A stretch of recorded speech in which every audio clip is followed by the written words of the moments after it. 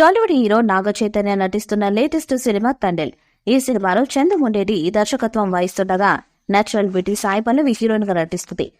Pan India లెవెల్లో తెరకెక్కిస్తున్న ఈ సినిమాను గీతా ఆర్ట్స్ బ్యానర్ పై అల్లు అరవింద్ నిర్మిస్తున్నారు. ఇక ఈ మూవీ నుంచి విడుదలైన ఫస్ట్ లుక్ గ్లిమ్స్ ప్రేక్షకులను ఆకట్టుకున్నాయి.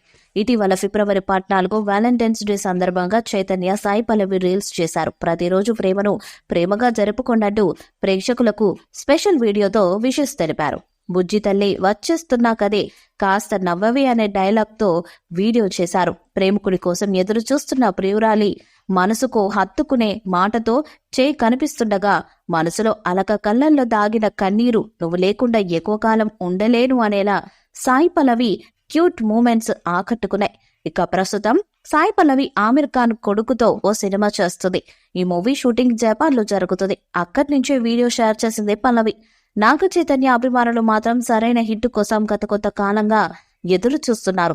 వారి ఎదురు చూపులకు తండేల్ మూవీ కరెక్ట్ సమాధానం అవుతుందని అందరూ భావిస్తున్నారు. ఇప్పటికే ఈ మూవీ మీద అంచనాలు భారీగా పెరిగిపోయాయి. యథార్థ సంఘటనల ఆధారంగా అనడంతోనే నాగ చైతన్య మంచి సబ్జెక్ట్ ఎంచుకున్నాడంటూ ప్రశంసలు మొదలయ్యాయి. ఇలాంటి నేపథ్యంలో తండేల్ విషయంలో రిస్క్ తీసుకుంటున్నాడనే వార్తలు కూడా వినిపిస్తున్నాయి. తండేల్ పై ఆడియన్స్ లో చాలానే అంచనాలున్నాయి.